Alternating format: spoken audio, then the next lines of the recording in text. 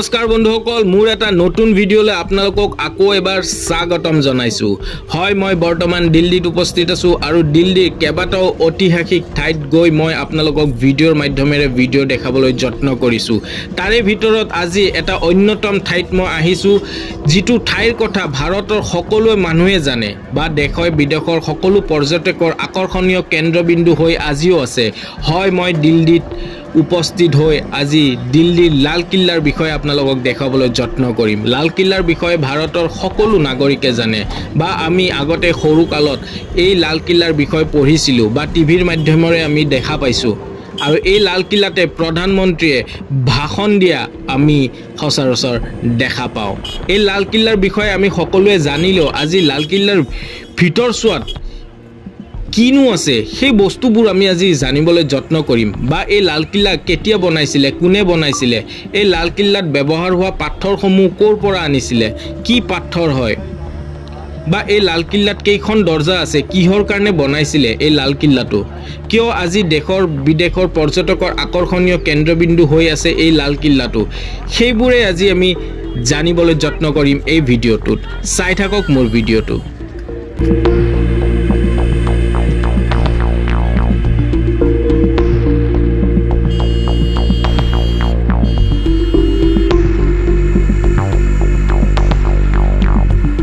লাল কিল্লাৰ চাৰিওফালে মই যেতিয়া ঘূৰিলো বা লাল কিল্লাৰ চাৰিওফালে মই গোটেই পৰিৱেশটো চোৱাৰ পাছত এটা কথা গম পালো যে লাল কিল্লাটোক এই কাৰণে লাল কিল্লা কোৱা হয় যে ইয়াৰ পাথৰসমূহ ৰঙা আৰু আপোনালোকে যদি ভাবি আছে এই পাথৰসমূহত কিবা ধৰণৰ ৰং মাৰিছে তেনেকুৱা একো নহয় এই পাথৰসমূহে সম্পূৰ্ণৰূপে ৰঙা হয় আৰু এই লাল কিল্লাটো নিৰ্মাণ কৰোঁতে 10 বছৰ সময় লাগিছিলে আৰু শাহজাহানৰ দিনত এই লাল কিল্লাটো নিৰ্মাণ কৰিছিলে আৰু এই লাল কিল্লাত ব্যৱহাৰ হোৱা পাথৰসমূহ লাল বলুৱা পাথৰ বুলি আমি জানিবলৈ পাইছো আৰু এই লাল বলুৱা পাথৰৰ বিষয়ে মই আগৰ ভিডিঅ'টো আপোনালোকক কৈছিলো যে ভাৰতৰ বহু ঐতিহাসিক ঠাই এই লাল বলুৱা পাথৰৰে বনোৱা হৈছিলে এই লাল বলুৱা পাথৰসমূহ ভাৰতৰ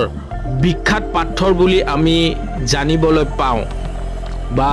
আমি গম পাওঁ যে এই লাল বলুৱা পাথৰৰ প্ৰচলন সেই সময়ত খুবেই বেছি আছিলে আৰু যিকোনো নিৰ্মাণ কাৰ্যত আপোনাৰ লাল বলুৱা পাথৰৰ ব্যৱহাৰ হোৱাটো খুবেই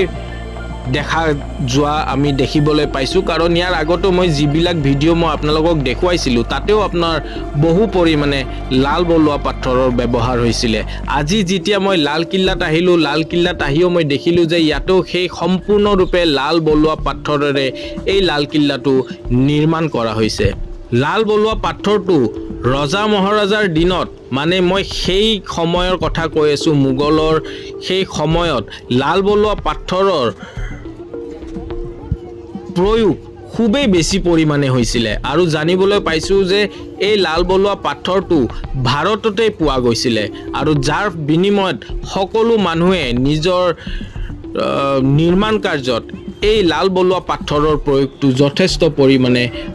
কৰা আমি দেখিবলৈ পাওঁ আৰু লাল বলুৱা পাথৰৰ ৰংটো খুবেই ৰঙা আৰু ইয়াতে আপোনালোকে দেখিবলৈ পাইছে ভিডিঅ'ৰ মাধ্যমেৰে ইয়াতে কোনো ধৰণৰ ৰং কৰা নাই এটো পাথৰৰ ৰংটোৱে তেনেকুৱা দেখিলে এনেকুৱা লাগে যে ইয়াতে কোনোবাই ৰং কৰিছে ইটা ৰং আমি যেটো সচৰাচৰ আমাৰ নিজৰ ভাষাত কোৱা যায় কিন্তু ইয়াতে কোনো ধৰণৰ ৰং কৰা নাই ইয়াৰে যিখিনি ঐতিহাসিক পাথৰ যোনটো লাল বলুৱা পাথৰ যোনটো প্ৰয়োগ হৈছে ইয়াতে কোনো ধৰণৰ ৰং মাৰা নাই এটো সম্পূৰ্ণৰূপে নেচাৰেল হয় প্ৰকৃতি দিয়া বস্তু বা প্ৰকৃতি দিয়া বৰদান বুলিও আমি ক'ব পাৰো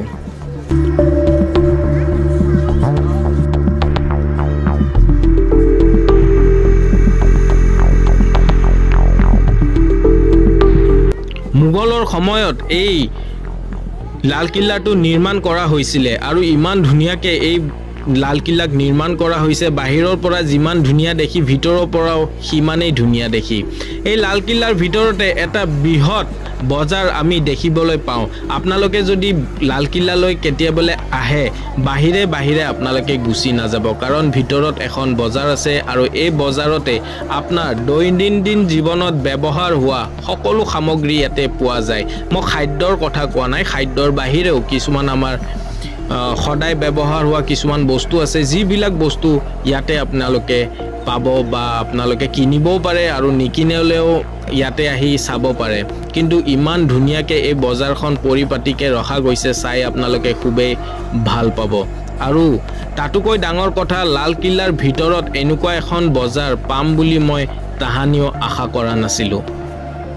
আৰু ইয়াতে আপোনালোকৰ সকলো সামগ্ৰী মই দেখিবলৈ পাইছো মই বজাৰখন ভালদৰে চাইছো আৰু বজাৰৰ চাৰিওফালে চাই মই এটা কথাটো গম পাইছো যে এই বজাৰখনত আপোনাৰ সকলো ধৰণৰ বস্তু পায় আৰু চাই খুবেই ধুনীয়া পৰিৱেশত এই বজাৰখন দিয়া গৈছে চাই খুবেই ধুনীয়া লাগিছে চাই থাকক মোৰ ভিডিঅ'টো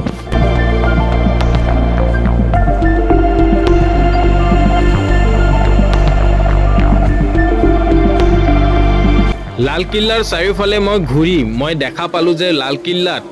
6খন আপোনাৰ দৰ্জা আছে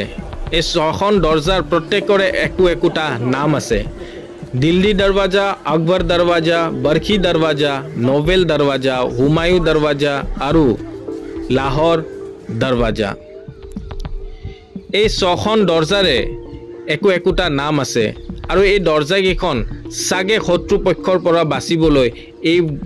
বস্তুবোৰ নিৰ্মাণ কৰা হৈছিল এই লালকিল্লাৰ চাৰিওফালে আপুনি যেতিয়া আহি দেখা পাব কিছুমান পুখুৰী সদৃশ বনোৱা আছে আৰু এই পুখুৰী সদৃশ বনোৱাৰ কাৰণটো এই কাৰণে হৈছে যে শত্ৰুপক্ষই যেতিয়া আক্ৰমণ কৰিব আহিব সহজভাৱে এই লালকিল্লাৰ ভিতৰত যাতে প্ৰৱেশ কৰিব নোৱাৰে তাৰ কাৰণে এই বস্তুবোৰ বনোৱা হৈছিল আপোনালোকে যেতিয়া লালকিল্লাত আহিব তেতিয়া আপোনালোকে দেখাই পাব যে কিছুমান খুবেই ধুনীয়া পৰিৱেশৰে এই বস্তুবোৰ বনাই কেনে থৈ দিছে বা আমি আজি আপোনাক ভিডিঅ'ৰ মাধ্যমেৰে দেখুৱাইছো বা আপোনালোকে যেতিয়া ইয়াতে আহিব সেই বস্তুবোৰ অনুভৱ কৰিবলৈ পাব